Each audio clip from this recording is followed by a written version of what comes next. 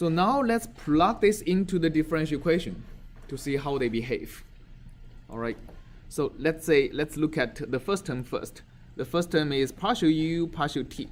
Now with the Fourier series, what is partial u, partial t? Can somebody tell me? Do I still have this summation? Yes. The summation is still minus infinity to infinity. And how would the u hat of k change?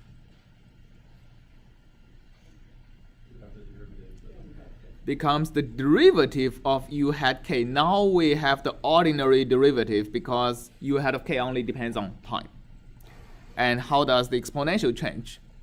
No, they don't, right? Because they only depend on x, they don't depend on t.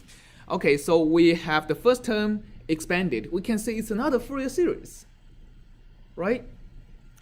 And we hope the same thing happens for the spatial derivative, because with that we can basically match the terms and figure out how the u hat of k's evolve. So when we look at the Fourier series of that, this time would the u hat of k be any different? No, because they are functions of only time. They are not functions of space. But how would the exponential of jkx change? Yes, we're taking the derivative of an exponential twice. Each time we have still the exponential here, but a factor of jk comes out of the exponential when you take the derivative. So jk squared would be minus 1 times k squared. So minus 1 times k squared comes out because of the second derivative, and we still have here. Now it's time to match the terms, right? We know that this thing plus kappa, actually not plus kappa, equal to kappa times this thing, right? So we know that du hat k dt, that's the nice thing about Fourier series, right? In Fourier series, you can basically multiply the whole series by the same e to the jkx and integrate. You just got out of the coefficient, right? So if two Fourier series are equal, then each term actually has to be equal. That's so equal to minus k squared times u hat of k. Okay, and that is for any k, for all. So we can see a bunch of things from this equation, because now instead of a partial differential equation, we get an infinite set of ordinary differential equations. And I hope you have an intuitive understanding of how an ordinary differential equation like this would behave. Do you? Yes? What happened to the k that was with the partial q, partial x term? Oh, here we are analyzing a limiting case 1 parabolic equation where the big U term is set to 0. The kappa. So it gets. Oh, yeah. Sorry, I missed a kappa here. Yeah, thank you. Minus kappa times k squared. Yeah, thank you. Yeah, anytime I do something wrong, please point out. It's very helpful, because it will help everybody. So what's the behavior of this ordinary differential equation? Yes? It decays exponentially, right? Well, depend on the sign of kappa, right? You are going to notice in all the experiments we did, I never set kappa to a negative number. Now you know the reason. So if kappa is a negative number, they will, instead of decaying exponentially, they will grow exponentially. And especially for the large case, because k can go all the way to infinity, right? If I have a large k, it'll go to infinity exponentially, very fast. So I won't see any solution. The moment I lift my pen from the surface, I won't see any solution, right? So kappa has to be 0 or positive for the solution to be well behaved. So that's one thing. Second thing is the different case decays at different rates. So what k would decay faster, what k would decay slower?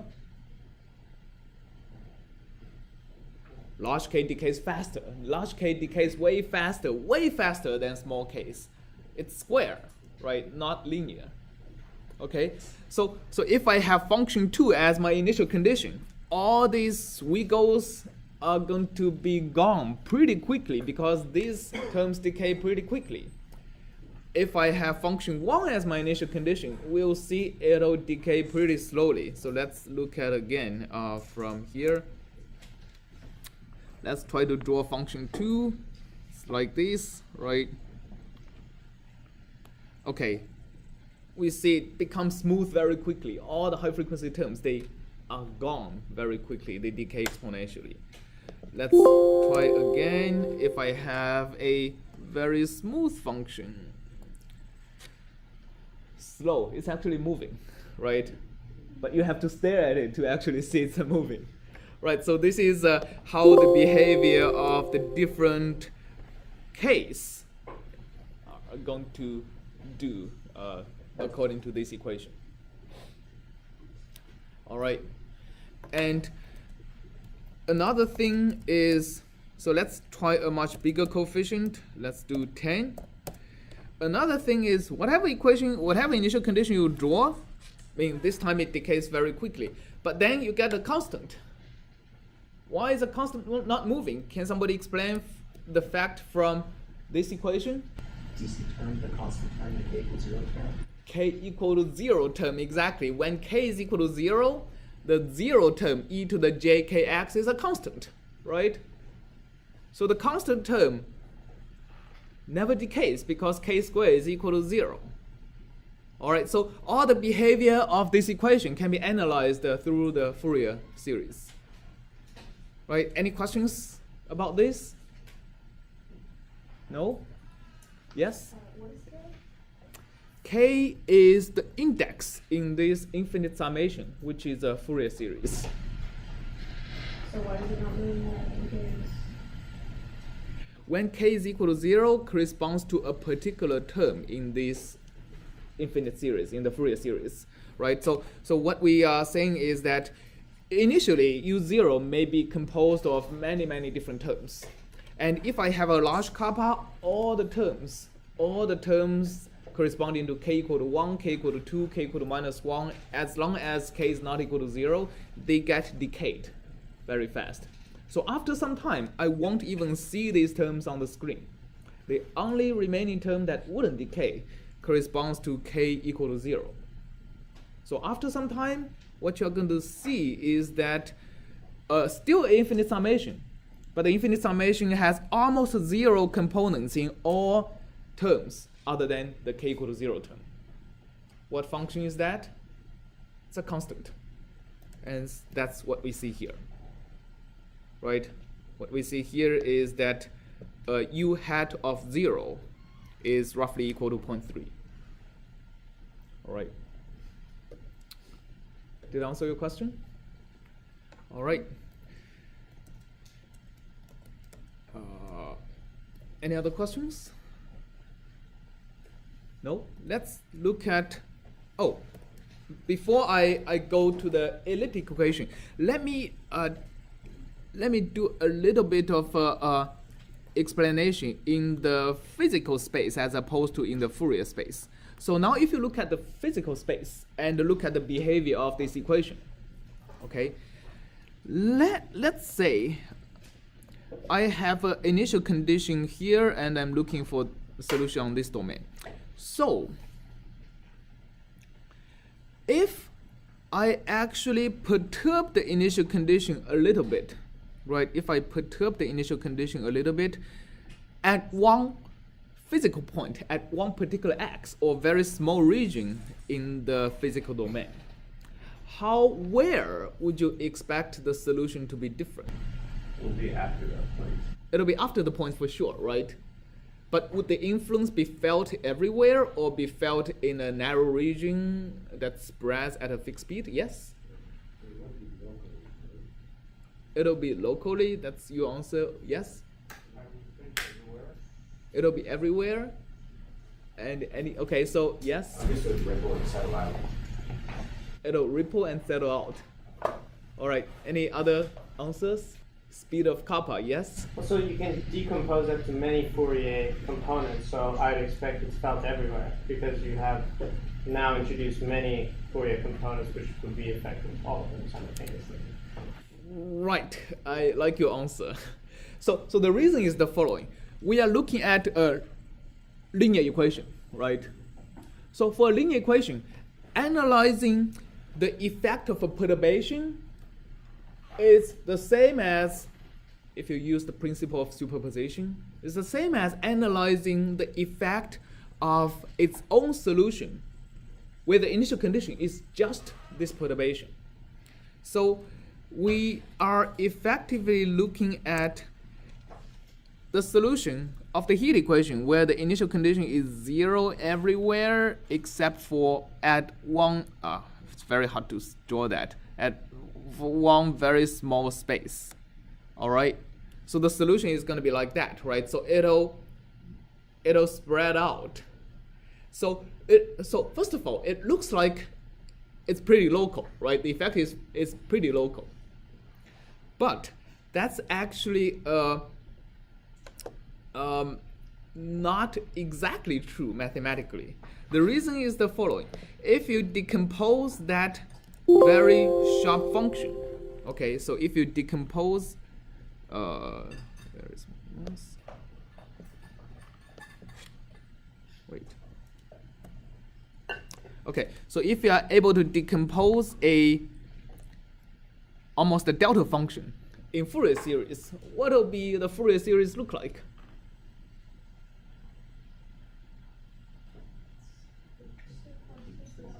It's constant, right? So if you transform a delta function into a Fourier series, the Fourier coefficient is going to be as large for larger case, right? Okay, so basically you have all frequency components, and all the frequency components, they decay at different rates.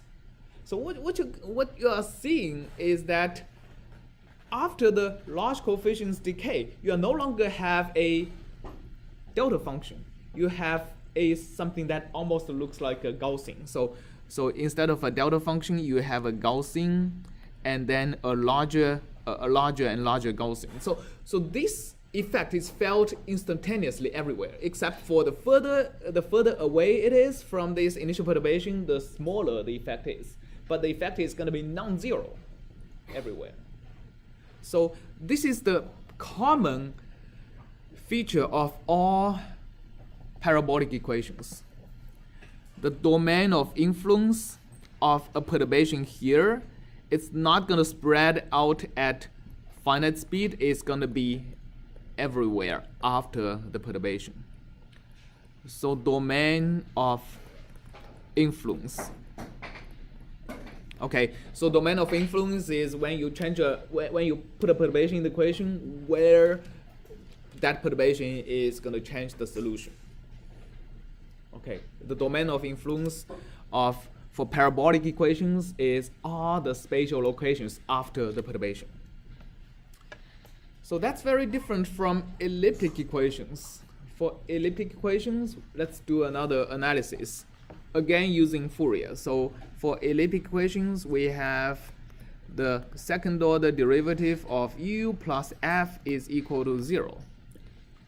So here, let's expand f using Fourier series. K goes from minus infinity to infinity, f hat of k times e to the j kx. All right.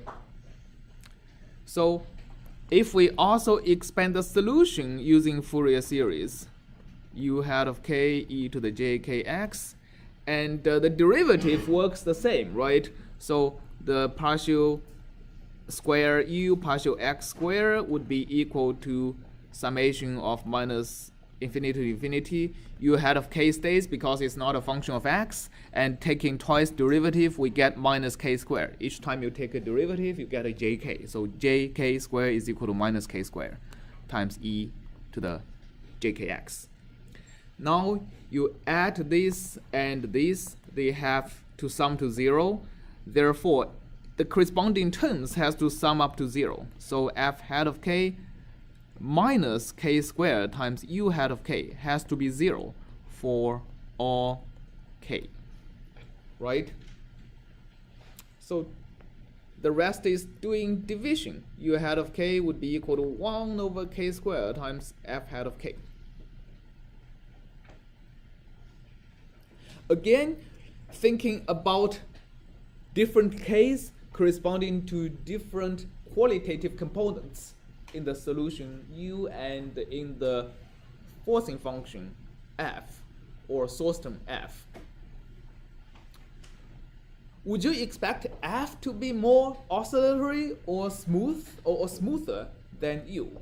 Okay, so given an f, would you expect the solution u to be smoother or more oscillatory? Smoother, right? Because the larger case gets multiplied by a smaller coefficient. The only term that is going to be as large as the original f is the k equal to plus minus 1 term, right? How about the k equal to 0 term? Doesn't seem to work, right? Okay, so this equation only had solution when what? Hat 0, 0. F hat 0 is equal to 0, right? So okay, so one way to think of the solution to this equation is to go back to our original, or go back to the last slide. Think of the equation with a time derivative, right? So instead of this is equal to 0, you set this to a time derivative, partial u, partial t. And if you have this time derivative, you evolve that equation to infinity, right? You solve that equation to infinity. And instead of having no source term, you have a source term. So you have a function that keeps adding heat into the equation, keeps adding to the solution as time evolves. What is the final solution? And thinking from that physical perspective, you know that f cannot have any constant term, because if that is the case, the solution is going to either keep becoming larger and larger and larger, goes to infinity, or it keeps becoming smaller, smaller, smaller, and goes to minus infinity. So f has to have no f hat 0 component. Now, this is a type of elliptic equation. Elliptic equation is characteristic for having no time.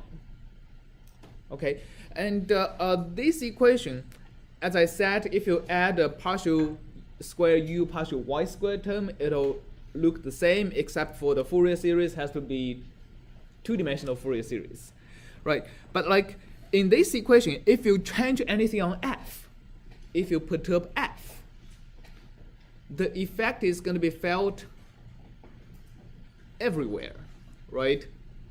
And the difference between previous case we also said the effect is going to be felt everywhere, but this case it's really everywhere, not just after a particular time, because there is no time. If you introduce another variable, let's say y is not a time, right? I mean, if you change anything at any xy location, it'll be felt at every xy location. As opposed to the previous case, if you put a perturbation at a particular xt location, it'll be only felt at xt locations where t is after that perturbation time. So elliptic equation, if I have a domain xy, a domain is like this. The domain of influence is anywhere in the domain, no matter where the perturbation is. Okay, and the third type of equation is hyperbolic equation. We had partial u, partial t plus big U times partial u, partial x is equal to 0. And before I even use the Fourier analysis, can we just look from the solution we have seen before? What is the domain of influence? If I if I have a domain like this, okay, if I suddenly change, if I put a small perturbation on the initial condition here, what do you think is the domain of influence? Local. It's local in what sense? It's local in space, in time, or yes? Yeah, yes? In space. In space. Why?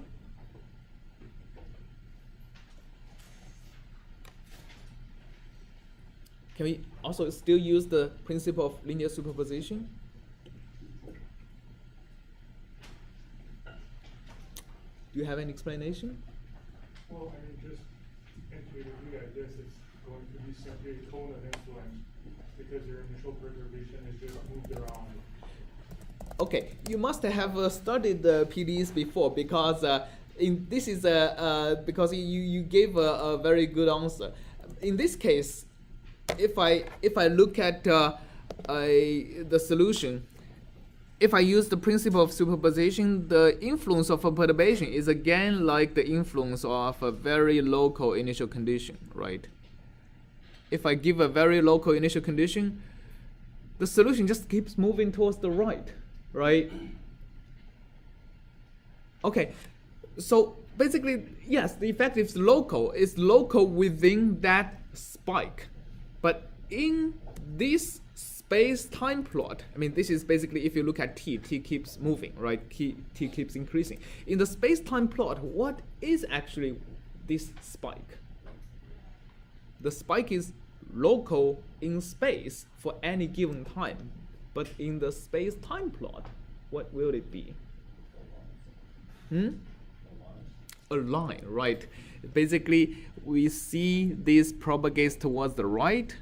For any t, we take a cross-section, we are going to see this narrow region is a spike. But in the space-time plot, we are going to see, okay, this moves towards the right, it wraps around from the left boundary and comes here. The domain of influence in this case is a very narrow band that moves at a fixed speed.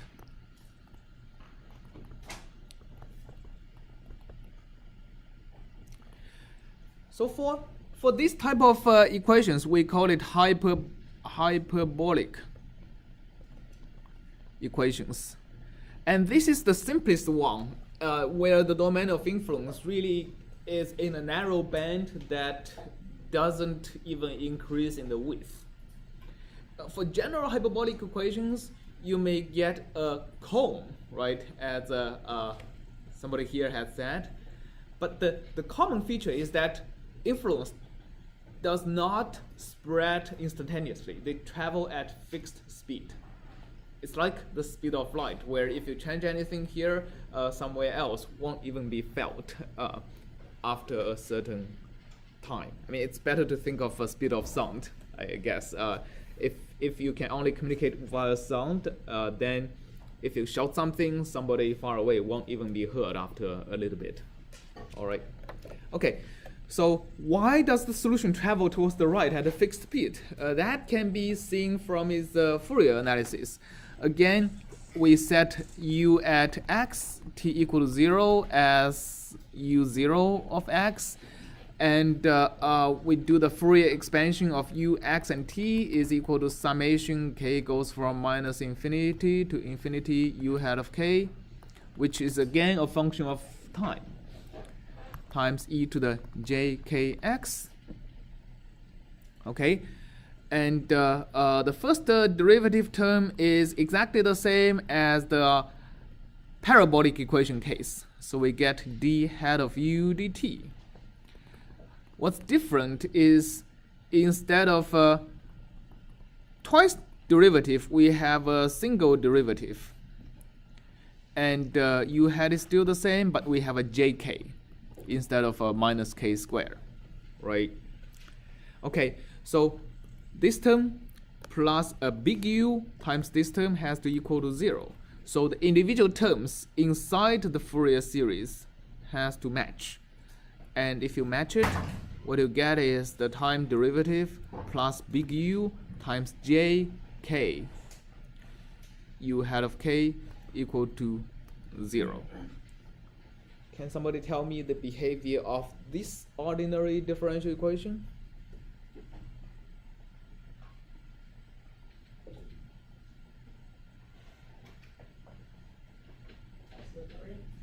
Oscillatory, right.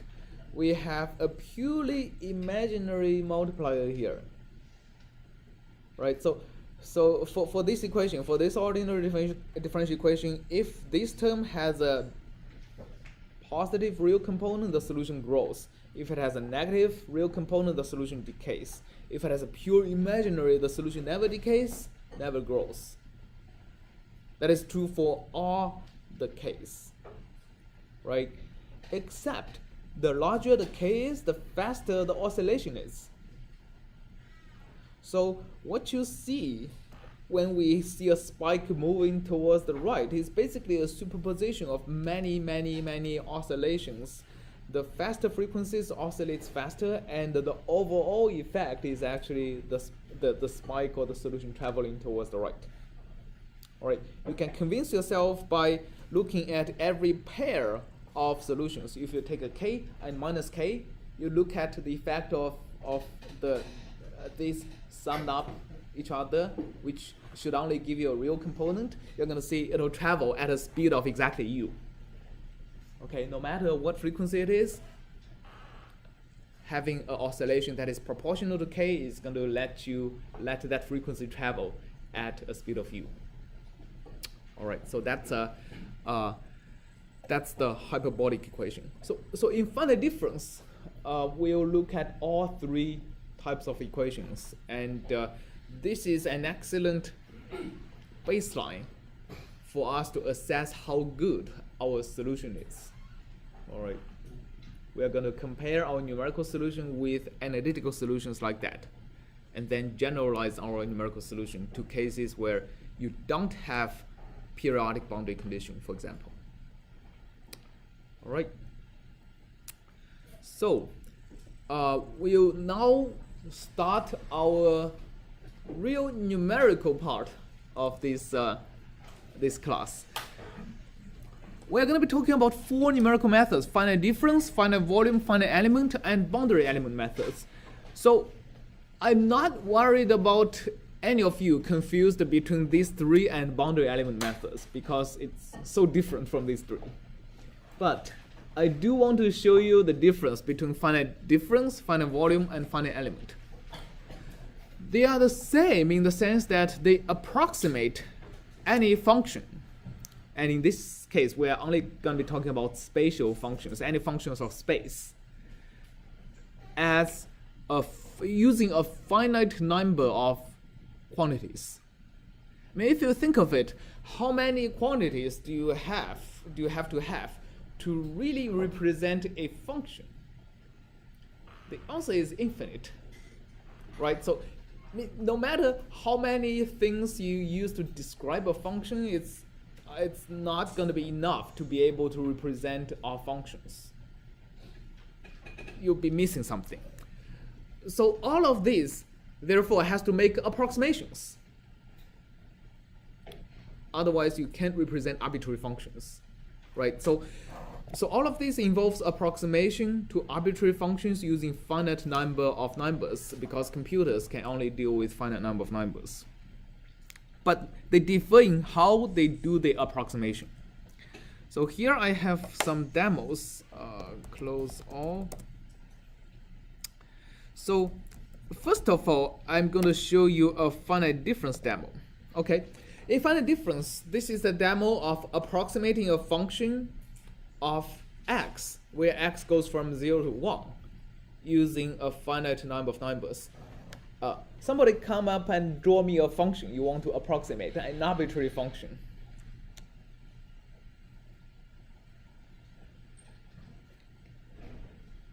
Please? Yeah.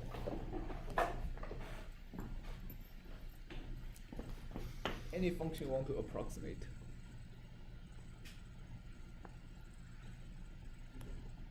All right, thank you. So, what's your name? Burke. Burke has drawn a function, and he actually made the function do something very cool here. And you can see the approximation made. So the approximation are the solid red circles on the grid of spacing 0.1. Okay. So we are going to see that it's an approximation because actually the cool stuff Burke has drawn is completely missed, right, by the approximation. The computer only stores what?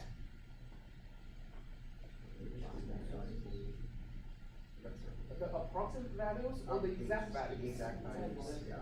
The computer actually stores the exact values of the function, but only at a finite number of axes. These finite number of axes are called the grid points, right? So for any finite difference method, we need a grid. And the computer only stores the value of the function at these grids, nothing else. That is finite difference. Okay. So let me just draw this. So let's say you have an arbitrary function. The computer only stores the function here, here, here, here, here. Anything else is forgotten. All right, has no effect. So this is finite difference. And then we need to approximate all the differential operators like partial u, partial x, partial square u, partial x square, using only this information, using only the information of the function at these axes. As you're going to see, sometimes we'll make horrible errors in doing this approximation. It's not avoidable, but we'll have a way to analyze how much error we are making and how much that error affects the accuracy of our solution. So before I go on, let me show you the difference by showing if somebody come up and draw another function, I'll show you how finite volume approximates that function differently from finite difference.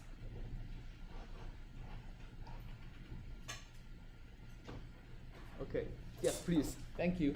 What's your name? Renee. Renee, okay, please.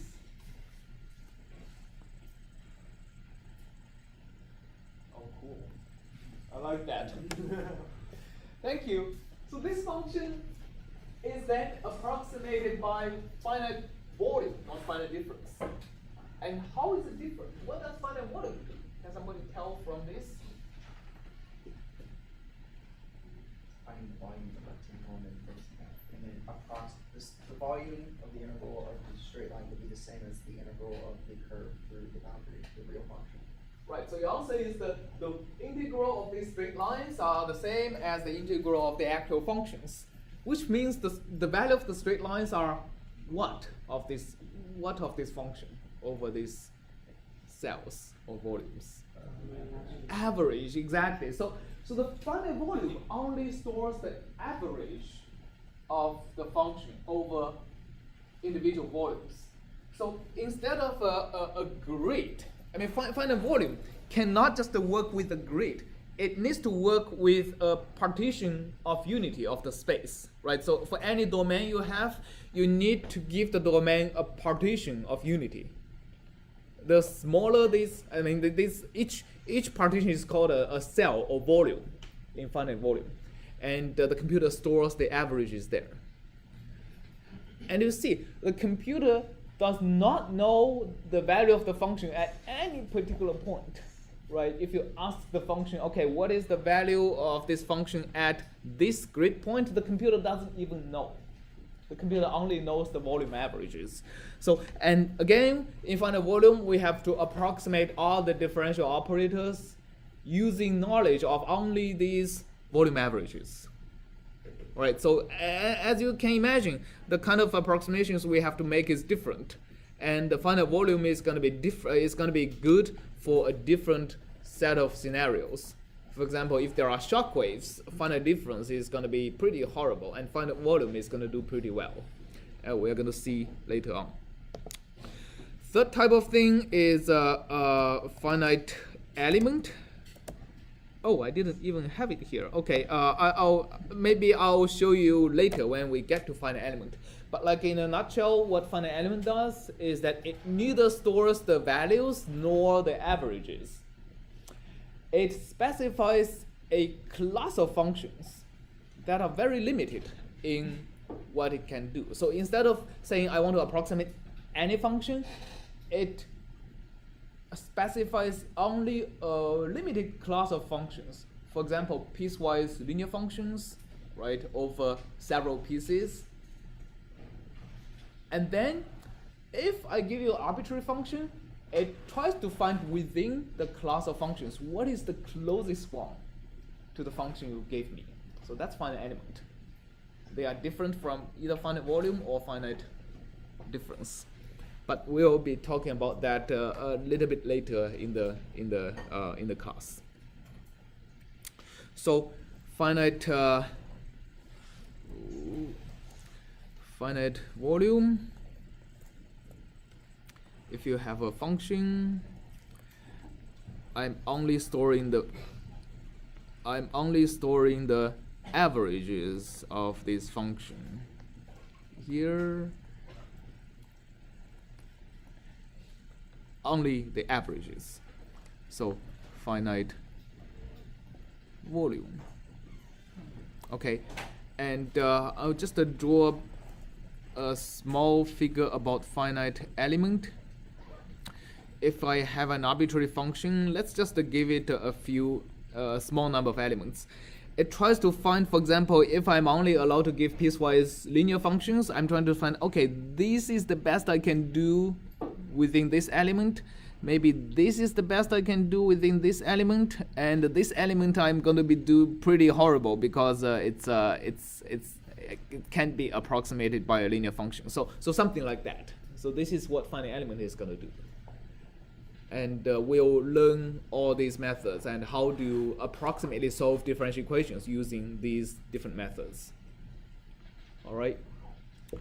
Any questions about the difference between these methods? No? Okay, let's get to finite difference. The set of questions we are trying to answer in the finite difference discussion is no different from the questions you need to answer if you use any numerical methods for solving either differential equations or something else. All right. The first question is, how do we approximate a derivative or anything that you can't approximate, you can't do exactly with arithmetic, right? So how do I approximate a derivative or second order derivative with arithmetic, given the limited information I have about the function, depending on if it's finite difference or finite volume? Two is, now I made an approximation. How much error does the approximation cause? We need to understand and know that. Three is that, okay, I made some error in approximating a derivative, and I solved my equations living with that error. How does that error affect the solution? Does it make the solution completely wrong or still approximately correct? And if it's approximately correct, how much error is there in the solution, not just in the derivative? So these are probably the three most important questions to answer here. So of course you can't answer the second and third question without, you can't answer the second question without answering the first, and you can't answer the third without answering the second. So let's start from the first. In finite difference, how do we approximate a derivative given only the knowledge of the function at the grid points? So grid point here, grid point here. I know the value of the function exactly, but only at these grid points. What can I do? All right. So we are going to discuss all of these questions first using the heat equation as our example. So the heat equation is partial u, again partial t is equal to kappa times partial square u partial x squared. Right? And our goal here is to, just like in our theoretical, our analytical solution using Fourier series, our goal is to eliminate this equation as a partial differential equation and convert this equation into an ordinary differential equation. And the assumption is we know how to solve ordinary differential equations. right? We're going to say a little bit of how to solve that later on, but the expectation is you already know something about how to solve ordinary differential equations. Maybe the only thing you know is using ODE45 in MATLAB or something, but like that's good. But like at least you need to know something like that, right? Okay. At least you need to you are given an ordinary differential equation. You can't just be blank. Now this is a partial differential equation, and only if I can reduce the partial x term in this, everything is going to be ordinary differential equation, because the only derivative I'm going to be taking is t, right? Is with respect to t. So we'll be focusing on how do we approximate the second order spatial derivative using only these points. Okay, and in order for me to derive an ordinary differential equation, I don't actually need to know the spatial derivative of u at the intermediate points in between these grid points. I only need to know what is partial u, partial t at x equal to, for example, let me call this x0, x1, these are the grid points, x2, up to all the way to xn, where n is the number of grid points. So x equal to xi, I only need to know x at these grid points, because if I know the time derivative of u at these grid points, then I can either, if you know how to integrate ODEs analytically, I can integrate ODE analytically, or if I can use ODE45, I use ODE45. All right. So if I know this as a function, as a question mark function of u at x equal to x0, u at x equal to x1, etc., u at x equal to xn. So if I can express that, if I can approximate this partial derivative using a certain computation out of all these grid point values, then I'm good. It is no longer a noise ODE as in the Fourier series case, where each k individually is decoupled from other k's. But it'll be a coupled set of ordinary differential equations where the derivative of each particular xi may depend on the solution u at other grid points.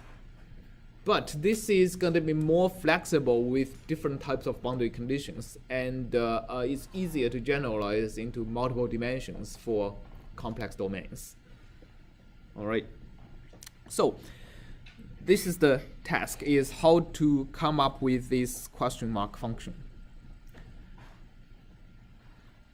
To think about that, let's start from some intuition of what is the second order derivative. What is a second order derivative?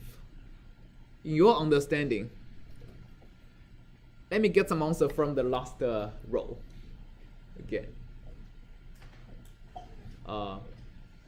Somebody, what is a second order derivative? How would you describe it? If a 10-year-old comes up and asks you what is a second order derivative, what would you say? Huh?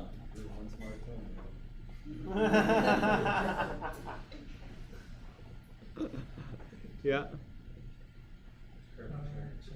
It's a curvature, somebody said, yes? Like second difference between the points. Second difference, you take a difference and you take it again, right? And somebody also said curvature. These are all very good answers, yes? It's the rate of change of the rate of change. The rate of change of the rate of change. That's like taking final second difference. Right. So good. Let's actually try to construct an approximation from both viewpoints. One is curvature, right? So curvature can be positive or negative. So for example, on this point, is the curvature positive or negative? Positive, right? How do you tell? How do you tell the curvature is positive? The slopes increase, right? That's one thing. And another another word for positive curvature is what? It's concave or convex, right? I mean, like the mathematical definition is the mathematical saying is convex, but like it doesn't matter, right?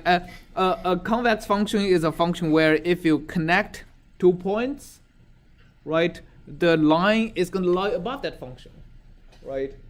So that can be a test for positive curvature, right? So here we actually don't really know the value of the function anywhere other than these 3 points. So the only test we can do is to see if we average these 2 grid points, is it going to be higher or lower than the middle grid points, right? So okay, so from an idea from curvature.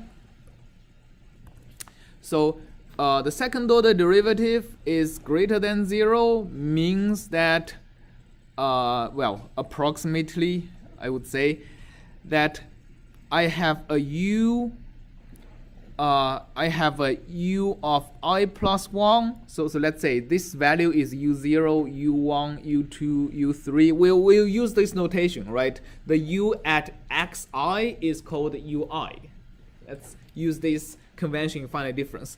So here, the middle point of these 2 values, let's say this is ui minus 1, this is ui plus 1, then this is ui plus 1 plus ui minus 1 divided by 2.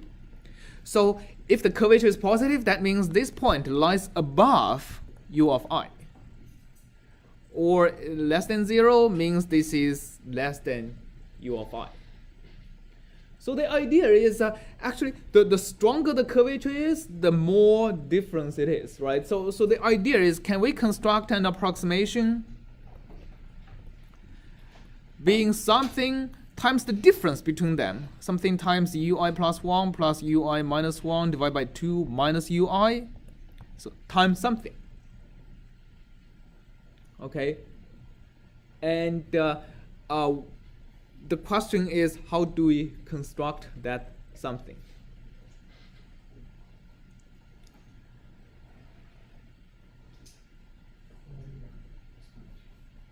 What?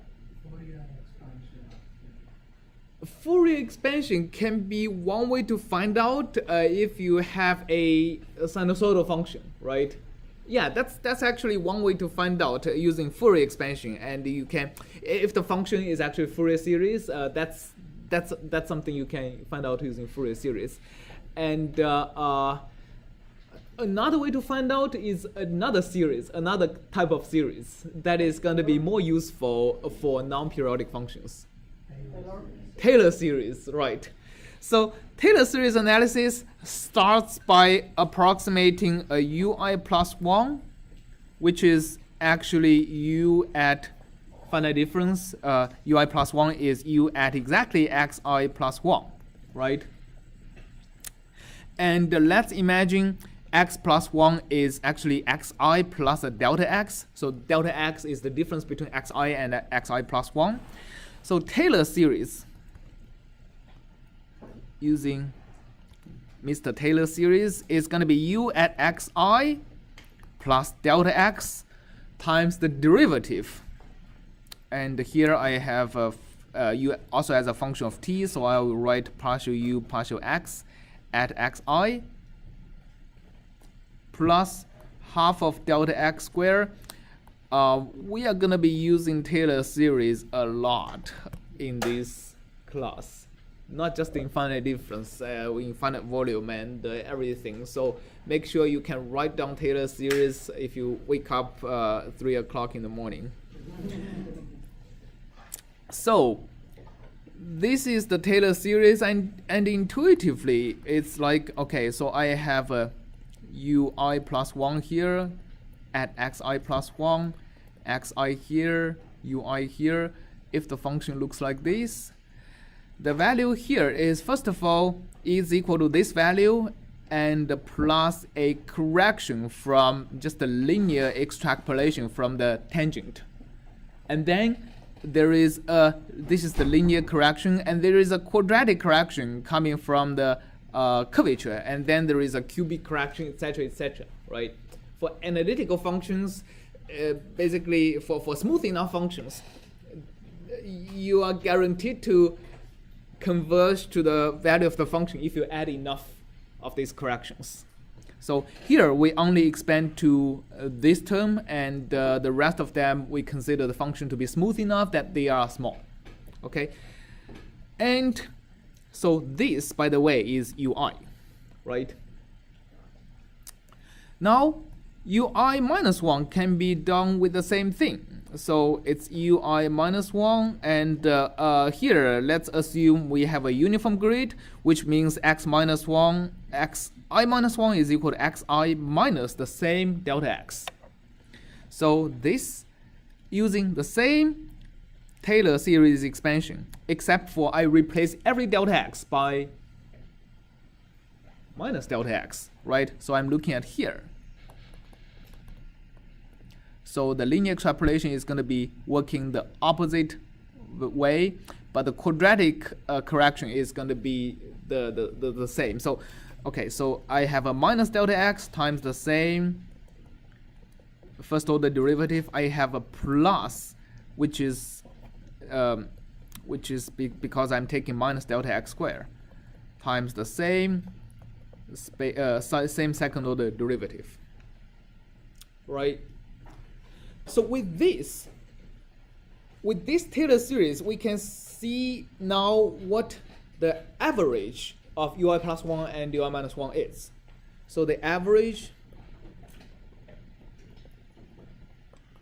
is going to be ui average with ui is also ui, right? So the first term stays. I'm just going to write it down here because the match. So average between this and this is ui. Average between plus delta x times first derivative and minus delta x times first derivative is 0, right? Because they cancel out. And then the average between the second derivative terms are again the same, so they'll become the same. And the higher order terms, we think it's small. I mean, they are small when delta x is small because they are going to be multiplied with delta x cubed and delta x to the fourth, etc., right? So they can be made small by making delta x small, assuming u is a smooth function.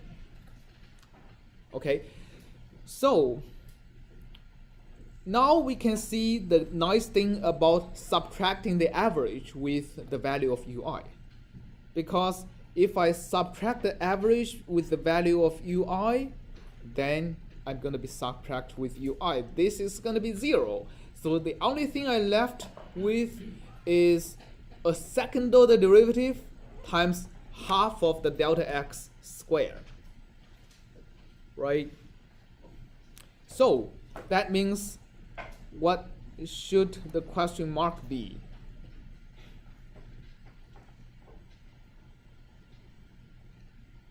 Now from the Taylor series analysis, we have obtained that the average of the two nearby grid points minus the value of the current grid point is equal to, cancelled out, half of delta x squared times the second derivative. So the second order derivative can be approximated by what times this? 2 over delta x squared, exactly. So this is going to be the first finite difference approximation we derive. Question? Yeah, should it be, well, when we add it together, the 2 delta x squared over 2 should have been delta x squared without. Yeah, if we add them together, it'll be, the 2 is going to be removed. Here we are looking at the average, right? So we are taking the average between this term and this term. So the average of them is going to be just half delta x squared, right? Yeah. All right, any other questions? Okay, So this is the first finite difference formula we have derived. And let's just write it down a little bit in a nicer way. Let's just cancel this 2 with the 2 over here and basically put this 2 over here. So we'll write it down. We'll write it down as second order derivative is approximately equal to ui plus 1 plus ui minus 1 minus 2 times ui divided by delta x squared. Right, so this is basically write it down in a slightly better way. Okay, another way to derive it is using the idea of the difference, because if you look at the same formula, it can be written as something divided by delta x, and that something is ui plus 1 minus ui divided by delta x minus ui minus 1 divided by delta x. Right? So this is like a left slope. The right slope. This is the left slope. So if you again draw a function of u, x, I have 3 points, xi, xi minus 1, xi plus 1, I have ui minus 1, ui, and ui plus 1. The first term is the slope here, right? The second term is the slope here, right? Now, basically, the second order derivative is saying, okay, so what is the difference between the slope on the right-hand side and the slope on the left-hand side? Then divided by the difference between the center of these two slopes, right? Which is one center is halfway between xi and xi plus 1. Another one is halfway between xi minus 1 and xi. And the difference between them is exactly delta x. So again, we recover the same formula. Okay, finite difference is nothing but doing approximations like that, using the value of the function at discrete grid points. Oh, okay, so let's keep going and see how do we use that? How do we use that approximation of the derivative? And again, let's write down our differential equation. This is equal to kappa times this derivative, which now we approximate. So the derivative at xi, which is dui dt, is equal to, so this is with approximation, is equal to kappa times, now let's replace this with our newly derived finite difference approximation formula, square. All right, so that is for all the I goes from 1, 2, 3, etc. all the way to n minus 1. How many equations do we get? How many ODEs do we get? We get n minus 1 ODEs, right? Okay, and for these n minus 1 ODEs, remember our grid starts with x0 and goes all the way to xn. So these n minus 1 ODs uses the values of u1, u2 to un minus 1, but also u0 and un. And these hopefully are given by boundary conditions, right? So we need u0 and un as boundary conditions, okay? And we need u1 etc. to un minus 1 at t equal to 0 as initial conditions. Once we have the boundary conditions and the initial conditions, we have n minus 1 ODEs for n minus 1 unknowns, right? For n minus 1 functions of only time, which is u1, u2, all the way to un minus 1, with all the initial conditions given. Then we assume we then know how to solve these ODEs forward in time to give the values of my function u at these grid points. So this is how finite difference works for the heat equation. Okay, in the next lecture, we are actually going to implement this in MATLAB and see how it works on the screen. And the next lecture is going to be on Friday morning. I'll post a no lecture on Wednesday, a lecture on Friday. I'll post the classroom information online. You should get an email